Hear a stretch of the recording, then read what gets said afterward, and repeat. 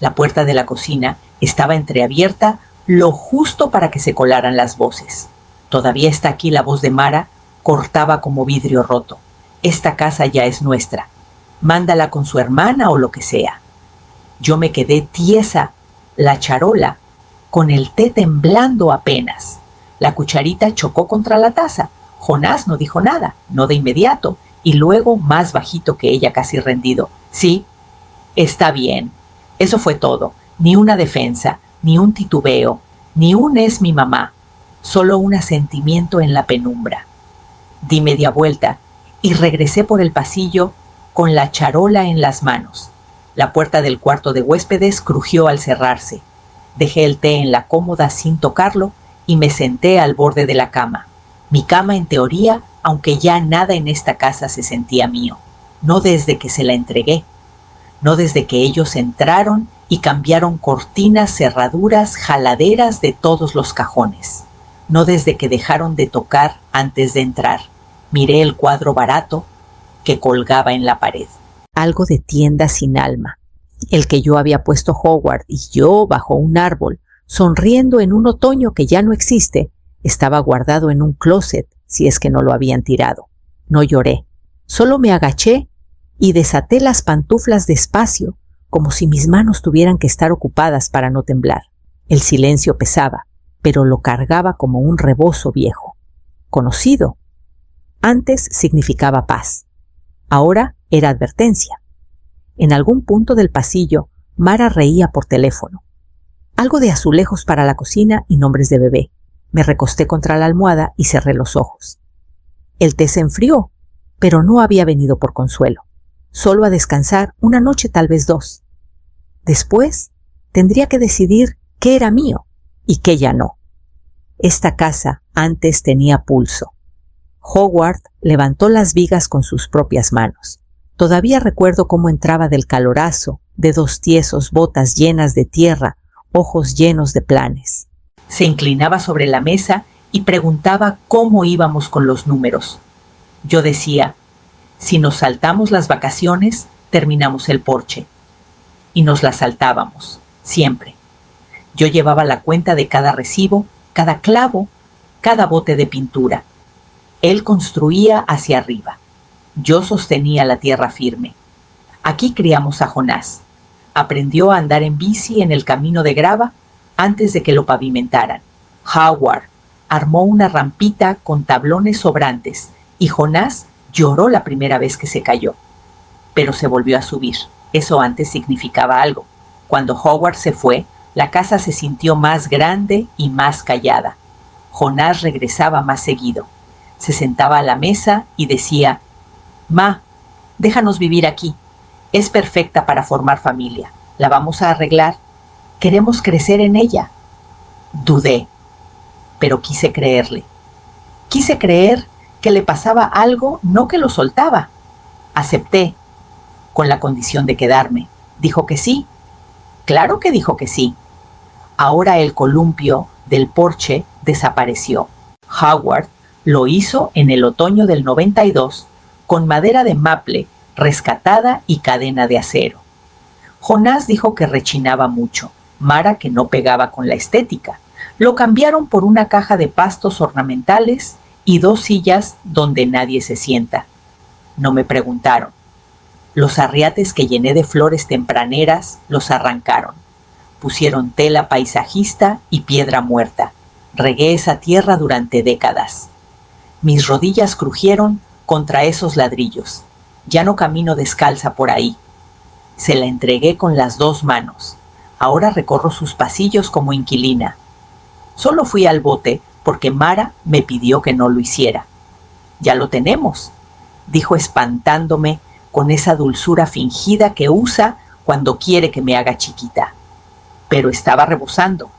Un papelito asomaba arriba con la esquina cortada, donde creía ver mi nombre. Lo saqué. Encabezado, listado de propiedad. Preliminar. La dirección era la mía. Nuestra. De ellos. Lo que fuera ahora. Ya había fotos pegadas a ángulos del salón, la cocina hasta el porche, pero no de cuando colgaba el columpio de Howard. Una línea subrayada en rojo me detuvo: desocupar ocupante actual antes de staging, no propietario.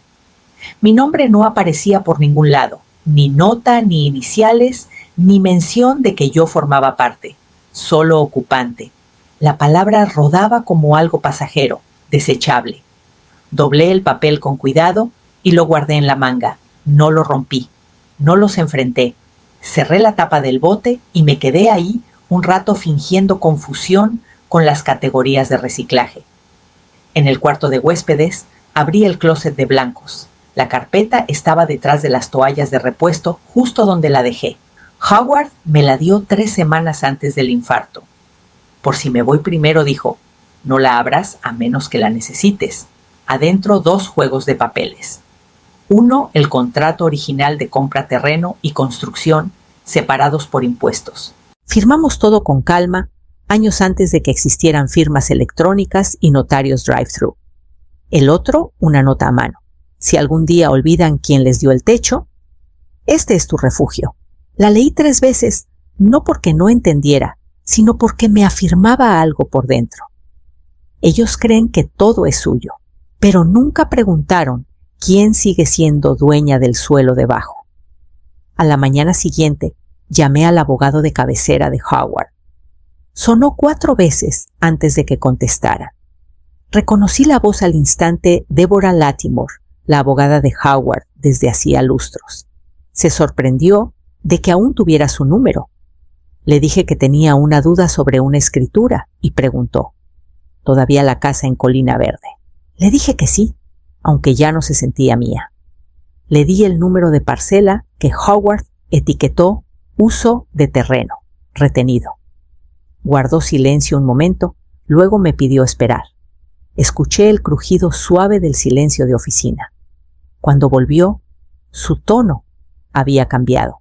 Virella, nunca firmaste el traspaso del terreno, dijo. Solo la casa. La transferencia de la estructura en el 2009 se registró por separado. Tú conservas la propiedad del lote debajo. Técnicamente han estado viviendo ahí en uso informal. Me recosté en la silla y miré por la ventana. El césped aún estaba húmedo del riego de la noche. Jonás lo había programado él mismo. Ahora me preguntaba si alguna vez leyó el título cuando le firmé la casa. Le pregunté a Débora qué podía hacer. No se apuró. Me explicó los pasos despacio con cariño. Separación de terreno, revisión de ocupación, medidas cautelares si hacía falta. Podía mandar los papeles en 2 días por mensajero. No me sentí triunfante, me sentí sólida, como si la tierra misma se hubiera movido un poquito a mi favor. Antes de colgar dijo, todo sigue siendo tuyo, Virella. Solo olvidaron preguntar. Esa noche casi no dormí. El viento rozaba las mosquiteras y pensé en cada comida que cociné aquí, cada viga que Howard clavó, cada promesa en la que creí. Se preparaban para venderla, escenificarla, sacar ganancia, sin mí, como si yo fuera a desvanecerme como papel tapiz viejo. Pero ya venían los documentos. Ni se lo imaginaban. Me levanté temprano y recorté el césped cerca de los antiguos mojones. A las 7 ya armaban alboroto. No me invitaron, claro. El tintineo de copas y el sube y baja de voces atravesaba las paredes como recordatorio. Las amigas de Mara estacionaron en la grava. Un coche aplastó el arriate donde yo sembraba caléndulas y calabacitas. No salí al frente. Me quedé junto a la ventana trasera, sin mover mucho la cortina. Una mujer de tacones, nunca la había visto. Sostenía una copa y señalaba el salón con la mano libre, la chimenea, los ventanales, la escalera. Sonreía como si ya fuera suyo. Vi a Jonás a sentir manos en los bolsillos, cabeza inclinada con respeto. Como quien enseña una casa modelo. Me calcé y salí. El aire estaba fresco y húmedo, de esos que se te pegan a la ropa, aunque no llueva. Crucé el patio despacio, contando pasos, hasta que mi pie topó algo duro bajo la maleza. Me agaché y aparté las hierbas. El viejo mojón, medio enterrado pero en su lugar, Un pilar de piedra astillado no más alto que mi tobillo, con las iniciales originales grabadas en la esquina HM, por Howard Morales. Encontré los otros 3 en el borde del terreno. Adentro seguían con la noche de vinos. Alguien puso música. Los bajos retumbaban leve por las paredes. Me quedé ahí parada un buen rato. No enojada, solo quieta. Ya no pertenecía adentro, no como ellos lo definían, pero esta tierra todavía me reconocía. Para la mañana los documentos estaban presentados. Débora lo confirmó con un correo de una línea restricción de uso de suelo activa, notificación enviada electrónica y copia certificada en camino. Imprimí el correo y lo doblé en el bolsillo. Más tarde, Jonás entró del buzón con el ceño fruncido. No dijo nada, todavía. Dejó el sobre en la barra y pasó junto a mí sin levantar la vista. Todavía creían que era una advertencia, un tropiezo, algo que se podía arreglar. No entendían esto, no era suyo para vender. Jonás me encontró junto a la barda, podando las ramas bajas del viejo ahuehuete con unas tijeras desafiladas que me negaba a cambiar. No se anduvo con rodeos. ¿Qué se supone que es esto?, dijo agitando el sobre como si estuviera sucio. No alcé la vista. Es una notificación, respondí. Restricción formal de uso de suelo. Tendrán que renegociar el arrendamiento si quieren seguir viviendo aquí. Pestañeó descolocado por la palabra arrendamiento. Esta es nuestra casa. La estructura es de ustedes. Contesté cortando otra rama. El suelo debajo no, se burló. Mara no va a dejar pasar esto. No le estoy pidiendo permiso a Mara. Pareció querer decir algo cruel o desesperado, pero las palabras se le quedaron atascadas. Saqué del cajón a mi lado una carpeta manila limpia, impecable, con fechas y firmas bien marcadas. Ahí están los nuevos términos, dije. 30 días para dialogar si así lo deciden. Jonás la tomó sin abrirla. Sus hombros se encogieron como niño agarrado en falta. Volví al árbol. Al caer la tarde, la casa estaba inusualmente callada. Las luces tenues. Yo tejía en el cuarto de huéspedes, con una taza de té tibio, cuando oí los pasos afilados impacientes. Luego el golpe. No suave, no me moví. El segundo golpe fue más fuerte, seguido de su voz: «Te vas a arrepentir, ¿sabes?». Seguí en silencio. Un tercer golpe. Luego nada. Tras una pausa, sus pasos se alejaron. La puerta principal se abrió y se azotó. Me levanté, fui a la ventana y apagué la luz del porche. Que se queden un rato con la oscuridad. Al día siguiente hice lista, banco, registro público, archivo notariado. Una por una las piezas encajaban. El sobre llegó por mensajero. La firma de Débora no quería demoras. Firmé de recibido y lo deslicé bajo el espejo del pasillo, donde Jonás lo vería camino al refri. Para la cena, el silencio en la casa era frágil. Me hice un queso asado y comí sola en el cuarto del sol. Escuché murmullos por la pared, bajos tensos, entre indignación y pánico. La voz de Mara se oía más que la de Jonás, sílabas cortadas y desconcierto. A la mañana siguiente, el letrero de «Se vende» había desaparecido del jardín. Lo arrancaron a mano. Alguien lo tiró detrás del cobertizo. Los compradores se echaron para atrás, dijo Débora. Nadie quiere una sombra en el título. No se escenifica con eso. 2 días después, Jonás me alcanzó en la entrada al volver del banco. No tenías que hacer esto, dijo. Estás rompiendo a la familia. Dejé el bolso en el asiento del copiloto y lo miré. Familia asintió, hombros cuadrados como si la palabra pesara. ¿Seguíamos siendo familia cuando tenía que tocar para usar mi propio baño? ¿Cuando desapareció mi columpio? Cuando ya no cabía en la mesa, no respondió. Bajó la vista a la grava, pateó una piedra que no se movió. Nunca te pedí mucho. Jonás, dije, te di este lugar porque creí que te protegería. No porque pensara que me borrarías de él. Tragó saliva, callado todavía. La asistente de Débora llamó esa tarde para confirmar que los trámites estaban recibidos. 14 días. Esa era la ventana. Regué los helechos del fondo y barrí el patio donde Howard y yo nos sentábamos al caer la tarde. Las sillas habían cambiado. La vista no. La casa se sentía más chica, pero el aire afuera era más fácil de respirar. Doblé la notificación y la guardé en el cajón de la cocina, donde antes estaban los menús de delivery. Nadie había cocinado aquí en semanas. Para el fin de semana, aparecieron las cajas de mudanza en el pasillo. Se fueron un martes por la mañana, sin portazos, sin palabras finales. Solo el golpe suave de las cajas, el roce de patas de muebles y el ronroneo del camión de mudanzas llegando antes de que el sol se alzara del todo. No los vi irse. Me quedé en el cobertizo ordenando herramientas viejas. La caja de Howard aún olía a aceite y viruta de cedro. Sus notas escritas con lápiz grueso en pedazos de cartón me decían qué tornillo iba con qué soporte. Saqué lo que necesitaba, lo puse en el porche y me puse a trabajar. El columpio había esperado bastante. Lijé las vigas viejas, medí las cadenas 2 veces y taladré los postes con presión lenta y pareja. Me dolió la espalda a la mitad, pero seguí. Ya había construido esta casa una vez con él. Ahora pedazo a pedazo restauraba lo que no pudieron tocar. Cuando el camión se alejó y cayó el silencio, otra vez el columpio estaba colgado. No lo probé de una. Solo me paré frente a él. Apoyé una mano en la madera, dejé que el aire se asentara. Adentro la casa estaba quieta, un quieto distinto. No tenso, no callado, con rencor, sino limpio. Vacío, sin estar hueco.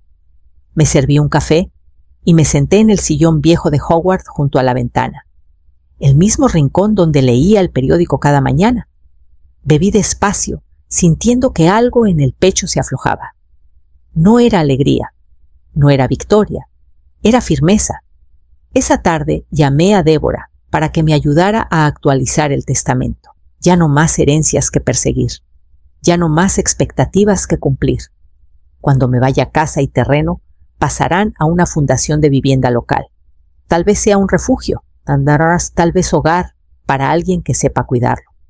Sin herederos, sin condiciones, solo un lugar que valga aún cuando yo no esté.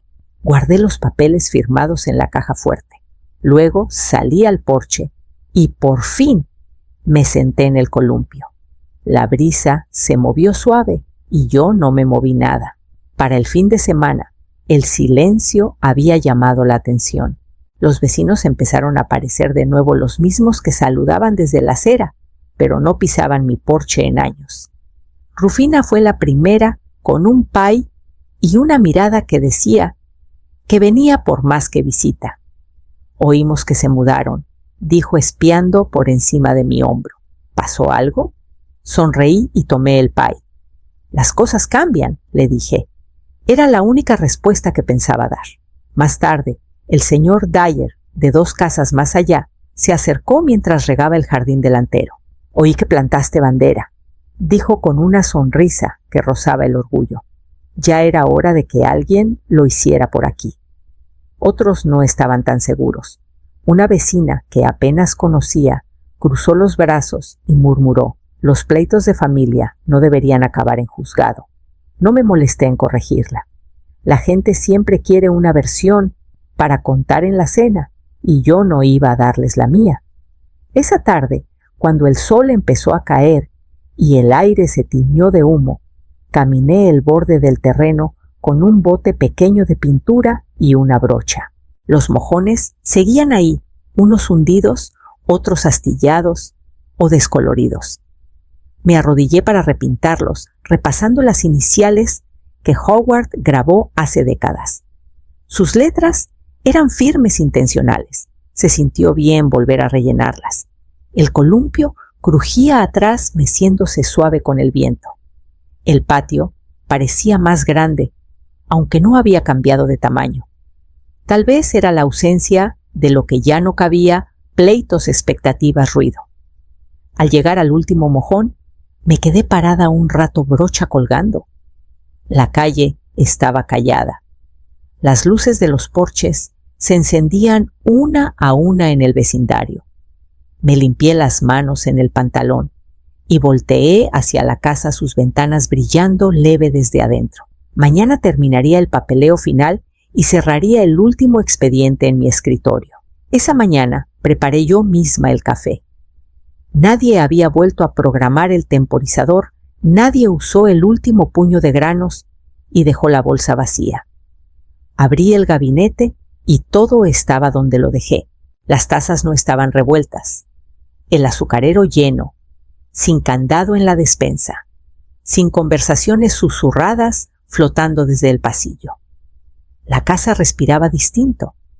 Lo tomé en los escalones traseros, esos que Jonás decía que deberíamos cambiar por algo más moderno. A mí me gustan las grietas en la madera, guardan historias. Con el café en mano, recorrí el patio en pantuflas y pellizqué las cabezas marchitas de mi albahaca. Había plantado hierbas nuevas el día anterior, nada del otro mundo, solo lo que uso: menta, cebollino, orégano. La tierra aún recordaba mis manos. Adentro, la caja fuerte del closet del pasillo guardaba la escritura. No la versión con lagunas y firmas compartidas, sino la definitiva. Mi nombre limpio y solo. Había una nota grapada atrás con letra de Débora: trámites completos. Fideicomiso en vigor. No pensaba volver a leerla. Saber que estaba ahí aligeraba todo. El columpio del porche se mecía suave con la brisa, rítmico y lento. Yo misma apreté los tornillos al día siguiente de que se fueron. Ya no rechina, canta. El buzón de la entrada relucía con pintura fresca. Esa mañana le puse mi nombre con plantilla, letras simples, nada recargado. Solo V. Morales en negro nítido, para que no quedara duda de quién es dueña de esta casa. No miré las ventanas de arriba. No me detuve en el pasillo donde colgaban las fotos enmarcadas de Mara. No pasé por el cuarto donde dormía Jonás. No porque no pudiera, y no porque no doliera un poquito, sino porque ya nada de eso me tenía agarrada. Esta casa no necesita que se la den, no necesita que se la expliquen, solo necesita que la vivan con los dos pies puestos y sin pedir perdón.